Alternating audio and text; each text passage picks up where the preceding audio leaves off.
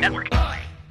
All right, everybody. Welcome to the Behind the Beer stage. We're interviewing brewers all day long. This actually is our last brewer of the day, and he's from Mikkeller Brewery. Maybe you've heard of it. Yeah. A fantastic brewery from which country? Let's make sure I don't screw this up. Yeah. Denmark. Denmark. There we go. I totally would have screwed that up. It's good to see you all out here. Are you having a good time? You sound like you're having like an okay time. Are you having a good time? That's a little better. I think what it is that there's no Mikkeller beer in their glass just yet. Exactly. That's probably what it is. But it's on its way. Don't worry, we got two different Mikkeller beers. This is, now, I'm not going to try to pronounce the last name because I'm a stupid American and I'll fuck it up. But it's Mikkel is the first name, and then would you just give us your full name? Mikkel Bjergsø. Oh, I could have done that. Yeah. That'd have been fine. You can try. Yeah, next time. I'll totally try next time. I'm going to practice. Now, Mikkel not only has a couple beers that he brought from his brewery to pour here, but on Thursday, you actually brewed with Matt over at Firestone, too. Yes. Awesome. You're kind of a collaboration type of brewery. You like to go out and brew with other breweries. Yeah, we brew a lot with other brewers. Brewers that we respect, and Matt is certainly one of them. So Sure. when he asked if I wanted to come over and brew with him, of course I said yes. You had to think about it first. No. And then- Not this one. That was pretty obvious. What did you brew? We did a Belgian-style saison. I wanted to do something where I could take something from Europe and take something from California. So we did a Belgian-style saison, which is obviously a European thing, and then we're gonna age it in white wine barrels and add white wine grapes to it from this area. Yeah. Beautiful. Is it ready yet? It's actually done fermenting. We talked about serving it today, 2 days after the. Yeah. Why not? But since we didn't make it, I think we're going to release it next year at this festival, so it'll be kind of like a festival special. Perfect. Yeah. Oh, so it's a good reason to come back. If you didn't have enough reasons already, you can come back for that. How long have you been an existing brewery? Mikkeller started in 2006. I started home brewing in 2003, and after 3 years I went commercial, so it's 6 years old.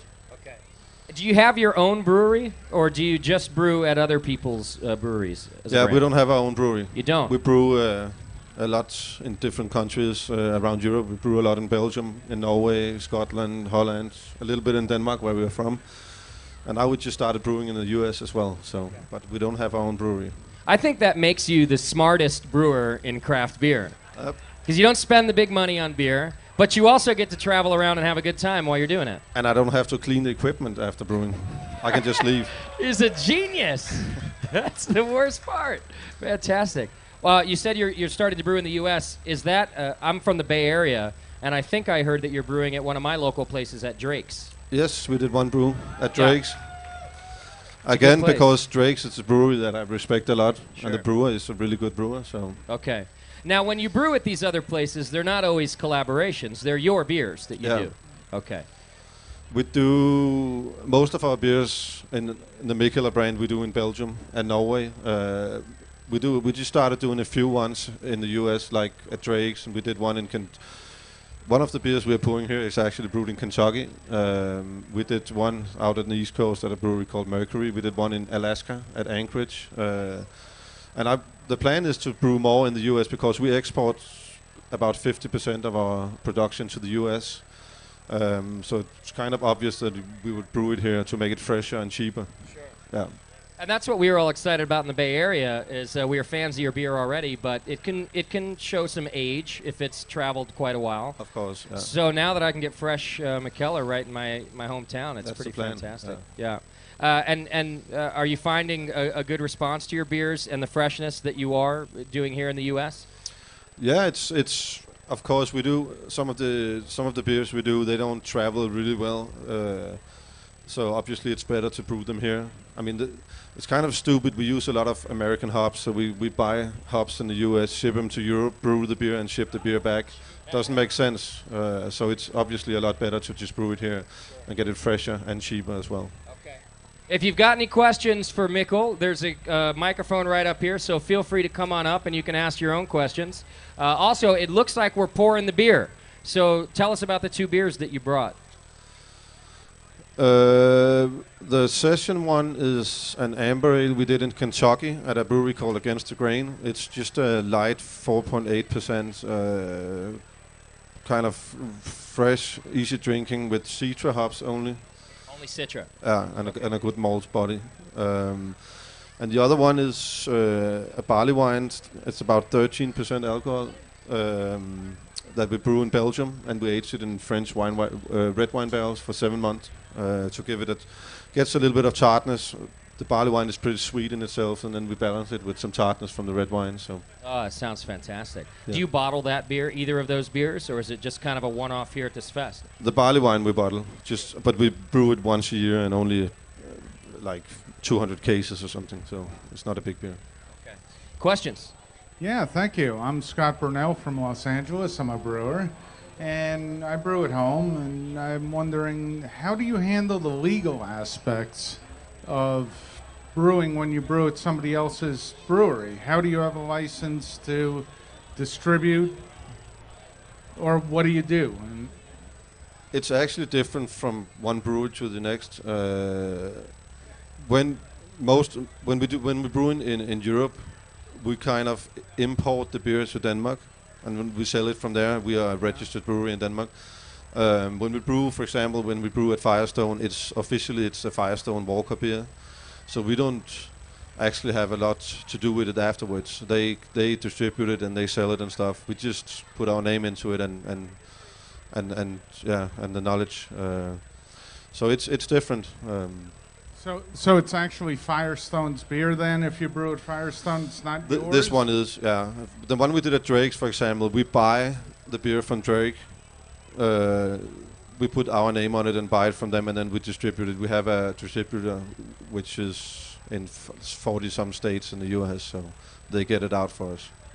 Great, thanks so much. Thank you. Kind of silly rules. I mean, you should be able to just go brew it and sell it, but you have to get around it somehow. So you brew it, then you buy it, and then you sell it. Oh, yes. It's genius. Go ahead. I was just curious, how do you overcome the consistency issues using different breweries? You know, every system has its own idiosyncrasies and water sources. How do you deal with that? That's one of the big challenges that you have when you don't have your own brewery. For me, it's a good challenge because it makes it more interesting to try and get what you want. I mean, it's every time I brew at a brewery for the first time, it's obviously really hard to get exactly what I want. For example, the amber ale we did, it's not exactly what I kind of thought it would be. Some of our beers we brew the same beer at different breweries, and that's really of course it's really hard to kind of hit the same style, or the same beer. But I think it's just an extra challenge, which I'm happy to take because it makes me a better brewer at learning all these different equipments and breweries. Thank you.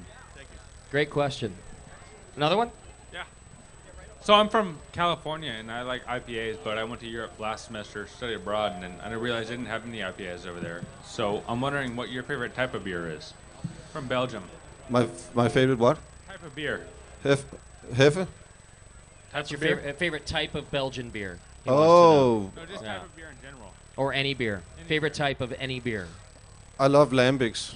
It's a spontaneous fermented beers. Yeah. We started doing that a couple years ago, and we just exported the first to the US.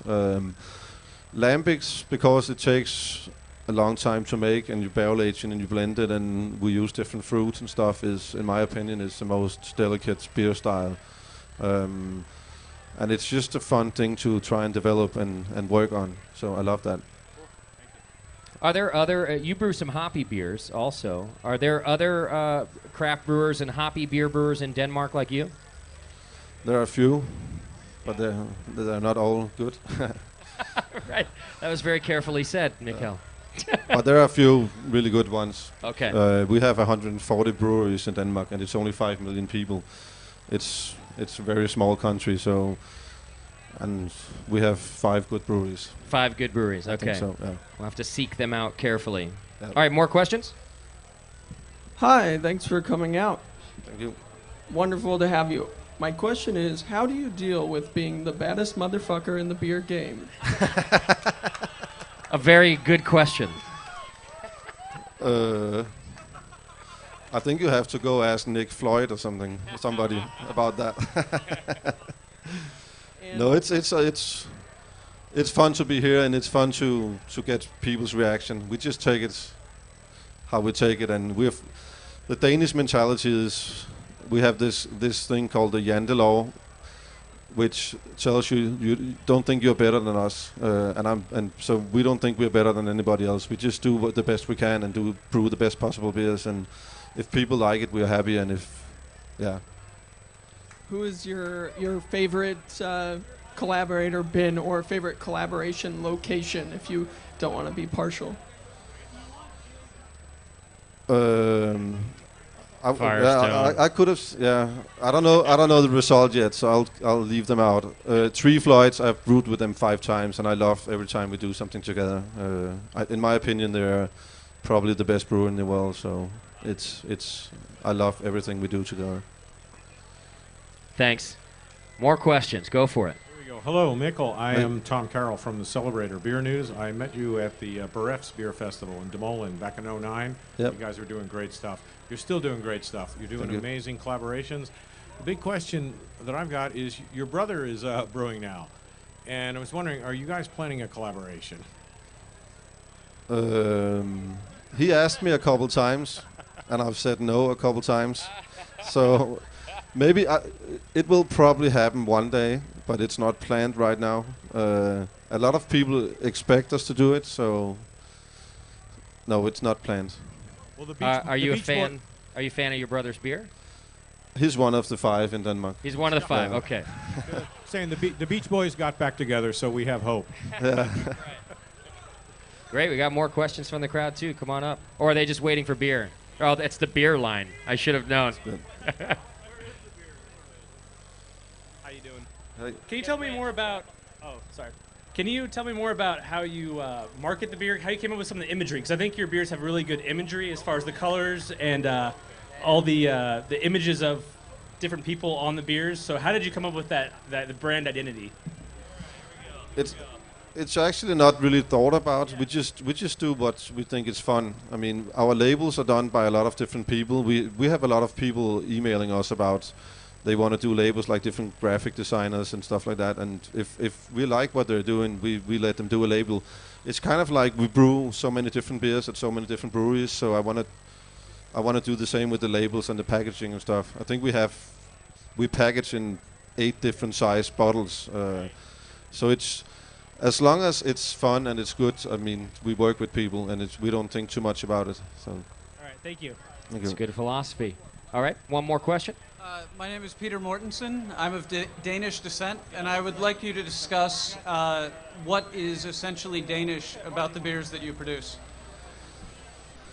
It's a good question. Actually, we have this whole Nordic food wave in Denmark, and some breweries are using potatoes and carrots and stuff in beer, and I don't think it turns out really well. What I think we do in maybe not in Denmark, but in Scandinavia, the thing is, if you go back in the days, the traditional beer countries like Belgium, Germany, and England, you guys in the US in the 80s, you took their beer styles and made them American, and we kind of took those styles back. And I think what we try to do is maybe to do a little more balance and a little more like clean expression. Scandinavian design and stuff like that is really clean and very straight lines. And I think we try to do the same in beer, kind of not do overpower stuff. Like if you have a double IPA from California, it's so much hops. We do that as well, but mostly we try to balance it a little bit. I think that's a Scandinavian way of doing things. Great. All right, a round of applause for Mikkel and the Mikkeller beer brand. Yeah, thanks for being here. I really appreciate it.